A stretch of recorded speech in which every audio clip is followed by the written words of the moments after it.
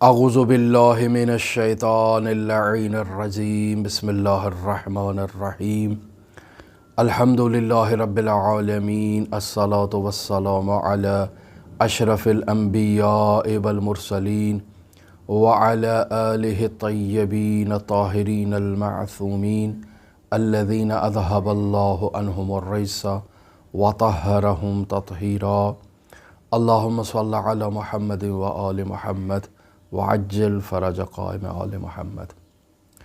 شیعہ فقہا کے حالات زندگی سے گراں قدر واقعات ہم آپ کی خدمت میں بیان کر رہے ہیں۔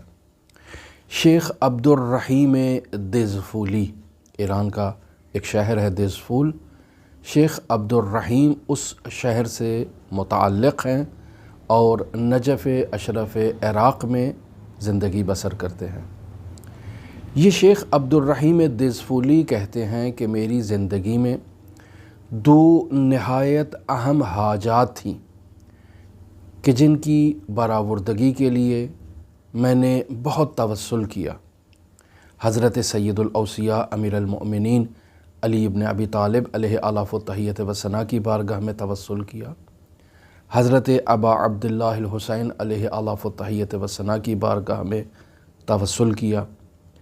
حضرت ابی الفضل العباس علیہ الاف و تحیت و ثنا کی بارگاہ میں توسل کیا، یہاں تک کہ ان حوائج کی برآوردگی کے لیے میں مکہ تک گیا اور میں نے بیت اللہ کا طواف کیا۔ اللہ کے گھر میں جا کر خداوند متعال سے تقاضا کیا کہ پروردگار، میری یہ دو حاجات بہت اہمیت رکھتی ہیں، میری ان حاجات کو پورا فرما۔ بہت محنت کی، بہت سماجت کی، بہت توسل کیا، بہت ذکر و اذکار کیے، لیکن یہ میری دو حاجات ایسی تھیں جو پورا نہیں ہو رہی تھی۔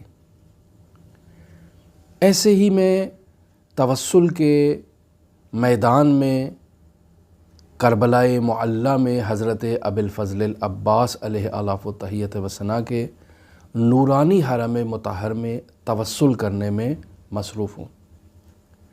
بہت گڑ گڑا رہا ہوں، بہت التجا کر رہا ہوں، بہت تمنا کر رہا ہوں کہ مولا میری یہ دو حاجات ہیں، ان دو حوائج کو آپ منظور فرما دیں اور میری یہ مشکلات حل ہو جائیں۔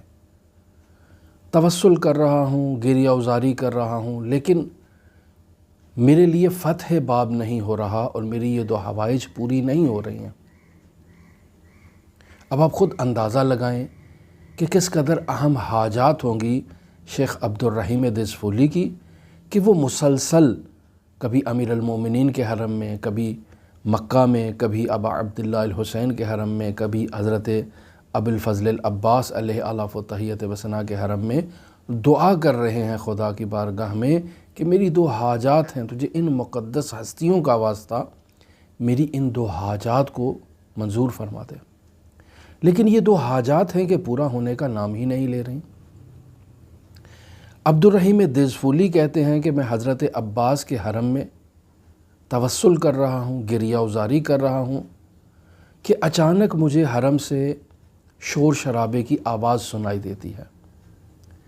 میں متوجہ ہوتا ہوں تو دیکھتا ہوں کہ لوگوں نے ایک جگہ پر ہجوم کر رکھا ہے، جمع غفیر لوگوں کا جمع ہے۔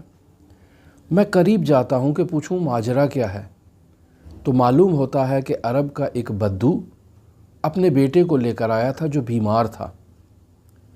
ابھی وہ آیا ہے، بیٹے کو حرم میں لے کر آیا ہے، مولا غازی عباس سے کہا ہے کہ اسے شفا عطا کر، اور اسے شفا مل گئی ہے، اور وہ اب لوگ اس بچے کے ارد گرد جمع ہیں، اس کے لباس سے تبرکات حاصل کر رہے ہیں تاکہ وہ تبرک اپنے گھر لے جائیں کہ یہ حضرت ابی الفضل العباس کا عنایت یافتہ ہے اور اسے غازی عباس نے شفا عطا کی ہے، اور اس کپڑے سے وہ خود بھی برکت حاصل کر سکے۔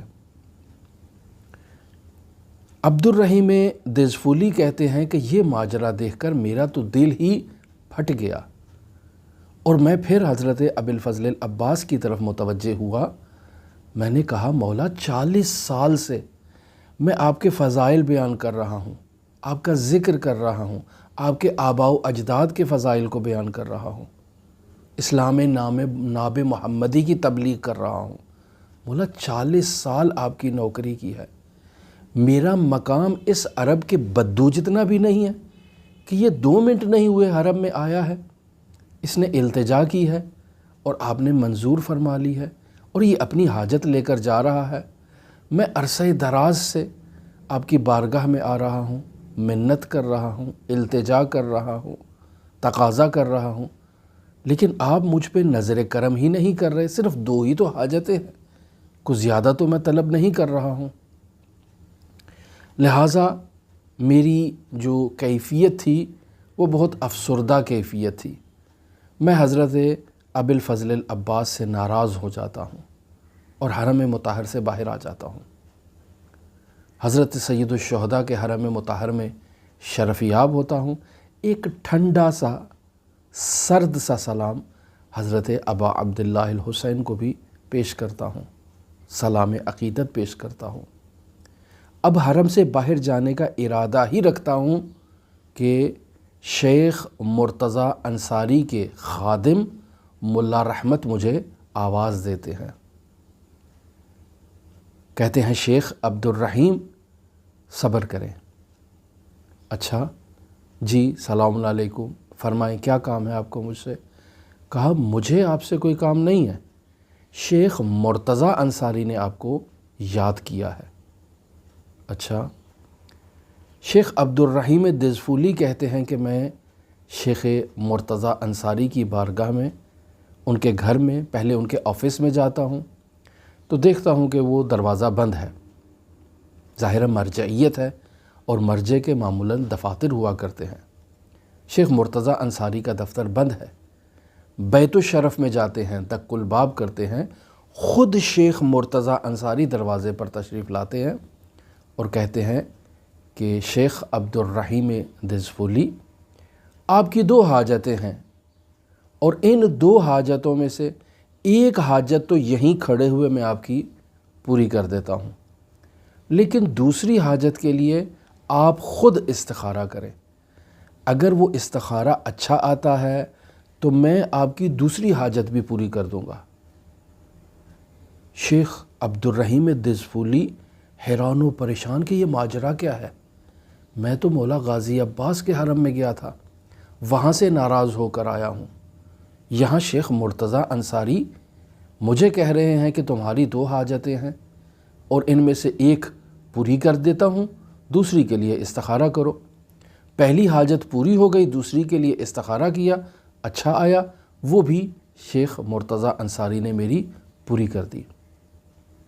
شیخ عبد الرحیم دزفولی کہتے ہیں کہ یہاں سے مجھے شیخ مرتضیٰ انصاری کی عظمت کا اندازہ ہوا کہ حضرت ابی الفضل العباس کی بارگاہ سے جو میں ناراض ہو کر باہر نکلنے کی کوشش کر رہا تھا، تو مولا عباس نے شیخ مرتضیٰ انصاری کی یہ ذمہ لگایا، یہ ڈیوٹی لگائی کہ شیخ عبد الرحیم دزفولی کو بلاؤ اور ان کو یہ حاجات ان کی پوری کر دو، اور ان کو بتا دو گویا کہ اس عمل سے، چونکہ شیخ مرتضیٰ انصاری کی بارگاہ میں تو حاجتیں پیش نہیں کی ہیں، حاجتیں تو مولا غازی عباس کی بارگاہ میں پیش کی گئی ہیں، امیر المومنین کی بارگاہ میں پیش کی گئی ہیں، مولا امام حسین کی بارگاہ میں پیش کی گئی ہیں، خداوند متعال کے بیت الشرف مکہ میں پیش کی گئی ہیں۔ شیخ مرتضیٰ انصاری کو کہاں سے معلوم ہوا؟ یقیناً یہ باب اللہ ہے۔ اسی دروازے سے شیخ مرتضیٰ انصاری کو معلوم ہوا کہ شیخ عبد الرحیم دزفولی کی یہ 2 مشکلات ہیں، اور شیخ مرتضیٰ انصاری تم نے ان مشکلات کو حل کرنا ہے۔ اور شیخ مرتضیٰ انصاری ایک مامور ہیں، ایک نوکر ہیں خاندان اہل بیت علیہم السلام کے، لہٰذا شیخ عبد الرحیم دزفولی کو بلایا اور ان کی 2 حاجتیں پوری کر دیں، اور ان کو گویا کہ بتا دیا کہ تم 40 سال سے جو اس دروازے کی خدمت کر رہے ہو، اگر مصلحت ہو عطا کرنے کی تو یہ ہستیاں اپنے نوکر اور اپنے خادم مرتضیٰ انصاری سے بھی تمہاری حاجتیں پوری کروا سکتے ہیں۔ ناراضگی کس بات کی ہے؟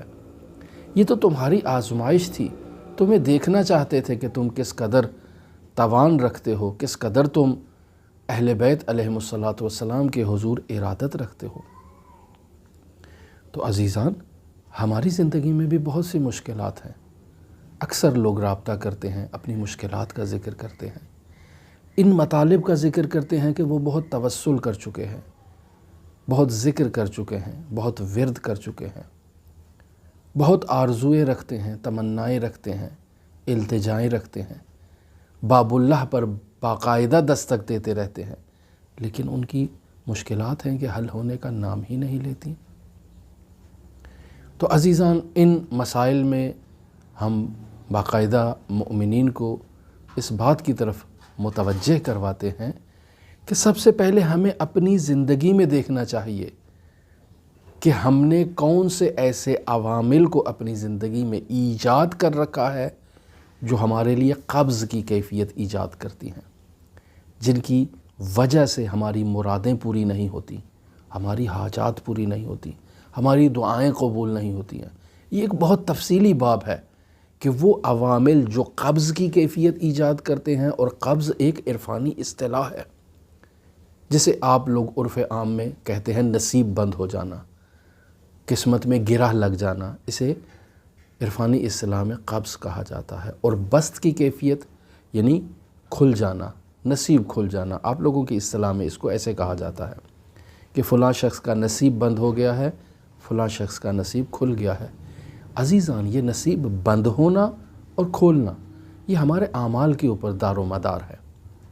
وہ عوامل جو اس نصیب کو اور اس انسان کی کیفیت میں قبض ایجاد کرتے ہیں اور انسان کی زندگی میں مشکلات لاتے ہیں، ان عوامل کو جب تک ہم نہیں پہچانیں گے اور انہیں اپنی زندگی سے دور نہیں کریں گے، ہمارے لیے بست کی کیفیت ایجاد نہیں ہوگی۔ لہٰذا اپنے گریبان میں جھانک کر دیکھیں کہ ہماری کیا مشکلات ہیں، کون سی اخلاقی کجرویاں، اخلاقی انحطاط ہم میں پایا جاتا ہے۔ کیا ہمارا والدین کے ساتھ رابطہ اچھا ہے، اچھی طرح سے والدین کے ساتھ ہم برخورد کرتے ہیں، احترام کے ساتھ کرتے ہیں، لا تقل لہما اف کا مصداق تو نہیں ہے؟ اگر ہیں تو یہ قبض کی کیفیت ہے، نصیب بند ہونے کی کیفیت ہے۔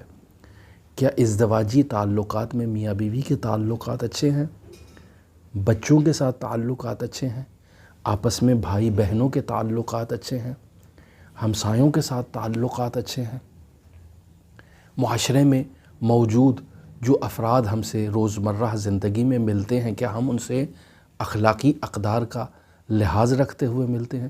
یہ وہ بہت ساری چیزیں ہیں کہ جن کا لحاظ رکھنا بہت ضروری ہے۔ کیا ہمارے اور خدا کے تعلقات درست ہیں؟ کیا ہمارے اور اہل بیت کے تعلقات درست ہیں؟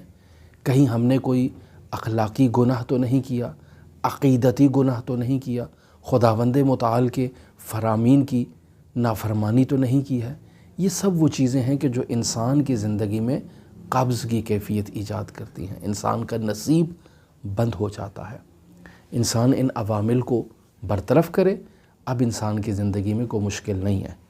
اگر مشکل ہے تو یہ آزمائش الہی ہے، اور اس آزمائش الہی میں توسل کرنا چاہیے۔ ممکن ہے انسان کی مشکل باب اللہ سے حل ہو، جیسے شیخ عبدالرحیم دزفولی کو بیان کر دیا کہ حضرات اہل بیت علیہم الصلاۃ والسلام کا باب ابو الفضل العباس ہے، اور اے ابو الفضل العباس، آپ کے لیے جو باب قرار دیا گیا ہے وہ شیخ مرتضیٰ انصاری ہیں۔ جاؤ شیخ مرتضیٰ انصاری کے دروازے پر اور وہاں جا کر اپنی مشکل لے لو، اور خبردار آئندہ اہل بیت علیہم الصلاۃ والسلام کے حضور اس انداز میں مخاطب نہ ہونا۔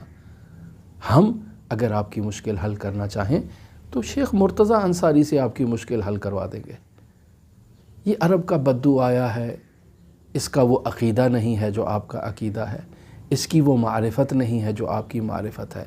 اسے اگر اس دروازے سے خالی لوٹا دیا گیا تو ممکن ہے یہ دوبارہ باب اللہ میں آئے ہی نہیں اور اہل بیت علیہم الصلاۃ والسلام سے مایوس ہو جائے۔